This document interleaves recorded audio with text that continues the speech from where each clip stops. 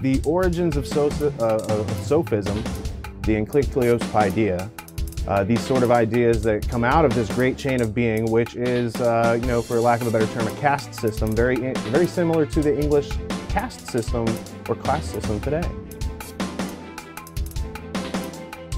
Literacy is a form of slavery until a systematic form of critical thinking is practiced by the reader. The concept of authority in the etymology, I would reference the auctors. So our concept of authority comes from the auctors, or the telling of a story. Occult from the Latin verb occulto, to hide or to keep secret. Therefore, education is the process of unocculting reality. We're obviously familiar with the concept of newspeak that H.G. Wells talks about in more modern times, where language can be used to control the masses. Liber.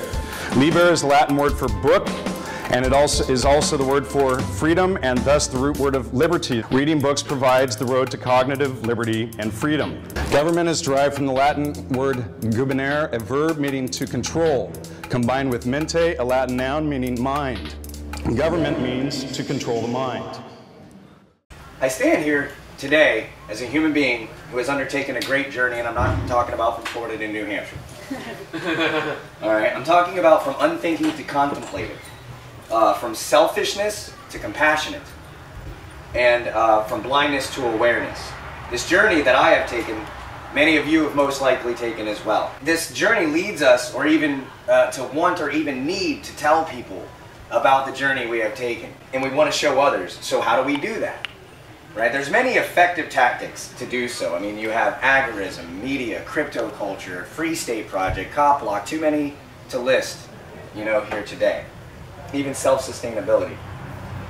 And they do a great job at telling people who are already on the path how to continue moving forward down the path. My question that I want to ask you here today is, how do you get someone to start walking the path in the first place? Now, the great thinker and orator Socrates described this transition in the allegory of the cave. In the beginning, we are all prisoners, chained in such a way that our legs and necks are fixed, forcing us to gaze upon the wall in front of us. Puppet masters silently behind us, casting false reality in front of us, in which we accept and assume is truth. Most human beings are born, live, and die in this cave. They never question the lie, let alone ever trying to contemplate the truth. Socrates then supposes that one prisoner is freed, being suddenly compelled to stand, turn, and walk and look towards the fire. But let me stop there and ask two questions that Socrates does not seem to explain. How was this prisoner freed? And why did he feel compelled to leave? We'll first need to use grammar to understand how this allegory works. Allegory, Greek, allegoria, which means figurative language. Description of one thing under the image of another, or literally a speaking about something else. It comes from alle comes from allos, means another or different, and gori comes from agora, which means assembly, which is also the root word for agorism. But I digress. So now we can say that the cave is not literal. One could even argue that the cave that he is speaking of is false superstition and beliefs enforced by other people. So what are these chains that are fixed to us in this allegory? Chain comes from the Latin cantina, which means to twist or to twine. And fixed comes from Latin fixus, which means fixed fast, immovable, established, or settled. So one could argue that the fixed chains are these twisted ideas that are established as immovable and settled by others. But how did this prisoner escape? From Socrates in his writings in the Republic, he continues, at first when any of them is liberated, and compelled suddenly to stand and turn his neck around and walk towards the light. Now let's stop there again. Liberated, liberare, am I saying that right? Close enough, good. Alright, so, which means to set free. And, now let's remember that word, and, because we're going to come back to it later, but compelled comes from com, which means together, and pellerare, which means to drive. So to reiterate, the prisoner was set free, implying another person was involved, and drove into a set action, implying that, again, another person helped them with that drive. So, and then there's also and, which means that there were two actions taken, one and then the other, liberation, then compelling. What I've done so far in this analysis is jump back and forth between the grammar and the logic. These are the who, what, where, and why of the subject, but we still need to know how this prisoner was set free. Socrates continues, and suppose once more that he is reluctantly dragged up a steep and rugged ascent, held fast until he's forced into the presence of the sun himself. Remember, these guys believed they were gods. The sun himself, and he is not likely to be. Is he not likely to be pained and irritated? I don't think that I need, with my current audience, to explain the definitions of dragged and forced. I do think, however, that we should point out that it is expected of this prisoner to be pained and irritated. How many of you take that in mind when you're trying to awaken or educate another person? Continuing with the story, he will grow accustomed to the sight of the upper world, and he will first see the shadows best. And he will require to grow. Require is recurio, which means I seek, I require, I ask for, I need, or I miss. So require can mean many, many things, but applying a little logic here, we already know that he did not ask for this, he did not seek for this, and nor did he desire to be shown the sun. So we're going to go with need, but added with the prior definitions of this allegory, I need was not voluntary. Let's look at first he will see the shadows best. At this point, the prisoner has been introduced to reality. He knows it's there, he's seen it with his own eyes, but he does not understand it. At first, the shadows, which was described as false reality earlier in this conversation, are the only thing he will understand. Have you ever had this conversation? Hey, do you like freedom? Yo, you mean that thing the government gives us? You know, if all that person knows when they answer like that is the false reality, in this case, the power of the state. If this prisoner can only understand the shadows and these false realities, then the next step in Socrates' musings are very logical. Do you not suppose that he would facilitate himself on the change and then pity them? Pity them. They do not have the knowledge, nor the wisdom, nor the experience to understand the greater world around them. Now, I know that's scary to us, that concept, like, oh man, they can't understand the real world? Oh my goodness. But, I mean, I have to say it's pretty sad for them.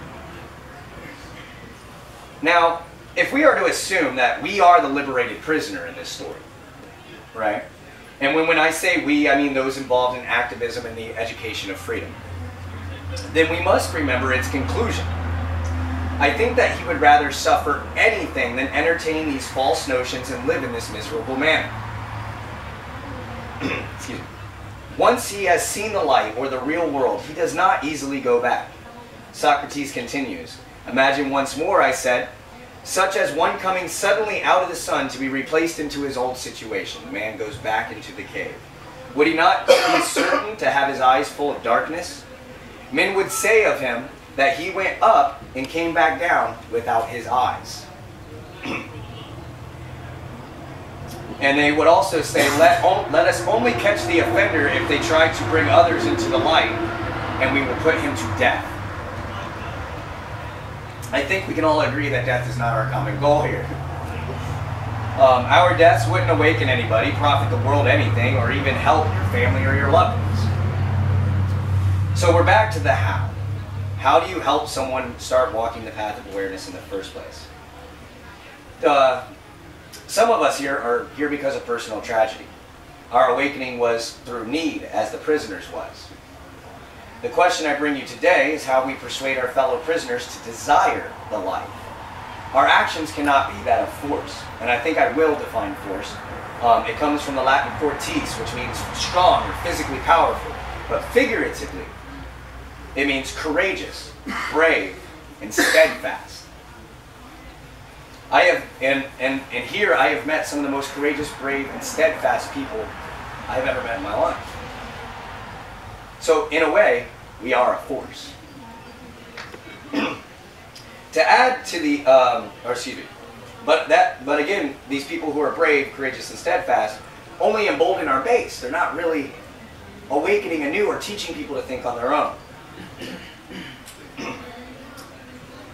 To add to the allegory, and to break away from Socrates' obvious appeal to authority that the Republic ultimately concludes to, we need to be the prisoner who brings back a torch, writing utensils, and a parchment.